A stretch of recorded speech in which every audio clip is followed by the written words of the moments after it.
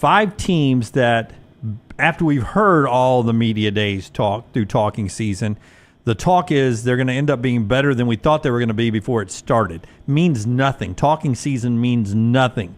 But the perceptions of teams seem to change during those 16 days of media days around the country. And I wanted to see what 5 teams do you think the perception has changed a little bit on. LT, start us off.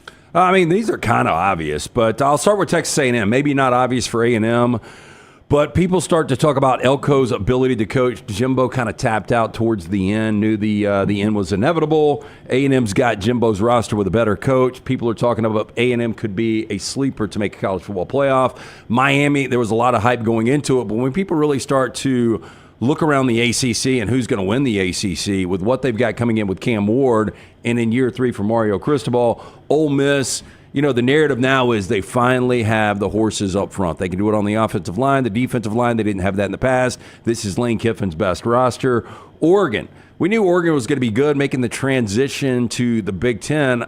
I think people were a little hesitant, and then the more you look at the overall talent in the Big Ten, Oregon might be the best team in the Big Ten. And then Notre Dame. I think Notre Dame, when you talk about Riley Leonard finally getting the clean bill of health, Notre Dame's another one of these teams, when you break down the schedule, 10-2 seems like a worst-case scenario for Notre Dame. 5 winners in talking season. I would say Texas A&M is the one of your list there that seems to improved tremendously in the 16 days. Yeah, everybody else had some hype. I was going to put, well, I won't take anything away. But go ahead, Brownie. Who you got? Well, it's going to be a lot of crossover to Lance. I did have Texas A&M number 1 on mine. I think they are the big winner.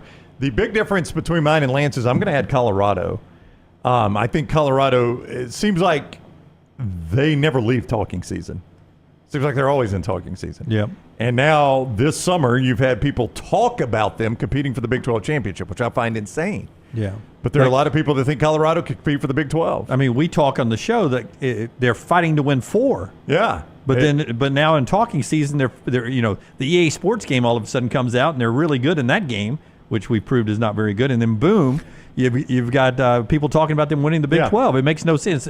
There is no gap between teams, the expectation between a team, than what we have of Colorado in public perception. I think it's huge. But I don't know if it's – I really don't know what the public perception is. Like, I don't know what it is. And Klatt, look, I respect the heck out of Klatt. And I don't think he just says it because he went to Colorado like a lot of people do. But Klatt looks at it and says, I think they could compete for the Big 12.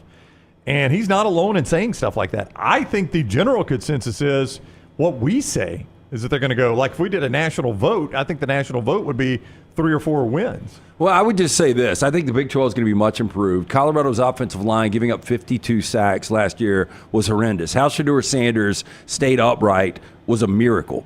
Now, they're saying the offensive line is going to be much improved. If it is, Shedeur is a good enough quarterback. If he has protection, he could take games over. And we've seen quarterbacks in college football single-handedly win games themselves. So if the offensive line's really improved, the Big 12, I think it's going to be better than advertised. But, if that does get fixed, things could get interesting. But I'll believe it when I see it. I will, too. I think they're probably 2-3 out of the chute, and the Big 12 is almost out of your grasp at that point. Do you think people pull for or against Colorado? I think it's a I think they're a polarizing team. I think it's like politics. You have extremes on both sides. There are people who cheer against them, people who cheer for them. And I would imagine there's 58% of Americans who don't care. Like, it's weird, Lance. I was kind of tired of all the hype last year, but in that TCU game, they were playing so hard and so well. I found myself pulling for them in the game against TCU. When you see a guy like Travis Hunter that doesn't come off the field. Yeah, I was like, man, this team is playing all out. And I started pulling for them in that game. Yep. And then after that game, I was not cheering for them in the next 2 weeks. That was the next one, Colorado State. That was the very next one, right? Or was the next one Nebraska? The next one was Nebraska, then Colorado State. Yeah. And then things got real with Oregon. Obviously, Nebraska, we've got a rooting interest there. We all love Matt Rule, so I was all in on Nebraska in that one. Colorado State, I didn't really care, but hell of a game. It was a fantastic game. I just remember watching it and enjoying the game. I mean, it's funny. You look back at last season, Colorado, those 3 games at the start of the season, probably they would have been high on my enjoyment meter all season long. I enjoyed the heck out of all 3 of those games. I thought the most entertaining game I might have saw the entire college football season involved Colorado, and it was that late Friday night against Stanford, where Colorado was up like 35-0. Stanford comes back and wins in double overtime. Yep. Yeah. Joshua Carty makes that winning field goal. That By the was- way, Rams starting kicker this year. That was one of those I gave up on, though, at halftime. It was 30. Did you say 35 nothing? Is that I right? stayed through it because there was a second half play on it. Is the only reason I stayed up. But if that would have been a game between, I don't know, give me two more teams that were actually competitive last year that, I mean, if it would have been LSU Florida State, that would have gone down as the best game in college football. Absolutely, yeah. Yeah, great comeback there. These are all teams that should have some flaws, but as we talked all summer long, it seems like their flaws have gone away. First, Washington. This is not going to be a shell of this team from last year. We have them. You and I are totally we have different them on this. 21. But you're saying people are hyping them up?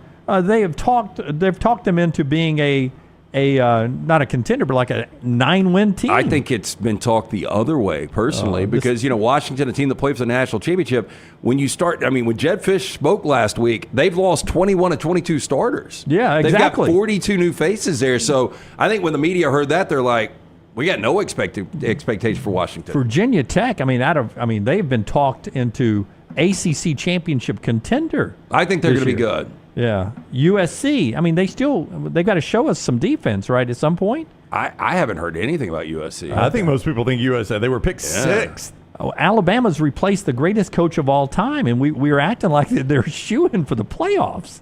Who?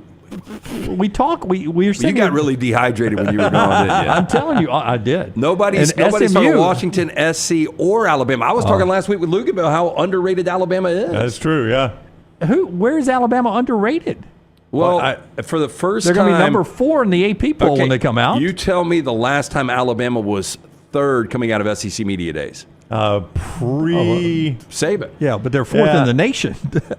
Yeah, but I haven't heard anybody. I mean, everybody's talking about more people are hyping Ole Miss than Alabama. People are acting like Alabama will not miss the playoffs. I haven't heard And I'm not that. saying they will, but we're making it sound like this transition is going to be easy. You and I are listening to different people. And then SMU, they're moving to the Atlantic Coast Conference, and we're acting like they're going to move in and just, hey, no big deal, up from the American right into the ACC, no problem. Well, that's what Texas A&M did in the SEC. I think SMU's got the ability to do that. I think that they are a dark horse sleeper in the ACC. If SMU didn't make the transition to the ACC, if they were still in the American, they would be everyone's pick to be the New Year's Six from the Group 5. Winners of the talking season. Washington's win total is 6.5. If you want to stake bet that one. Yeah, that's about where I have them, 6. Okay. Sounds like you're over. Oh man, I don't know. I don't have a lot of confidence in Washington right now. Yeah, I don't either. I mean, that, like you said, I think it's the same number as Alabama, just different personnel. 40-plus different players on the team this year and an entirely new coaching staff. Yeah, and really, Jed Fish has had one really good year as a head coach. Yeah, we did put a lot of faith in him in 1 year at Arizona. Yeah, and he left. He didn't leave everybody behind. He took some of the Arizona kids with him, but left a lot back in Arizona. Tried to take them all. He tried to take them all. Why wouldn't you? Arizona is another team that people just think, oh, no problem, man. We're just going to slide right into the Big 12, and we're going to be just as good as we were last year.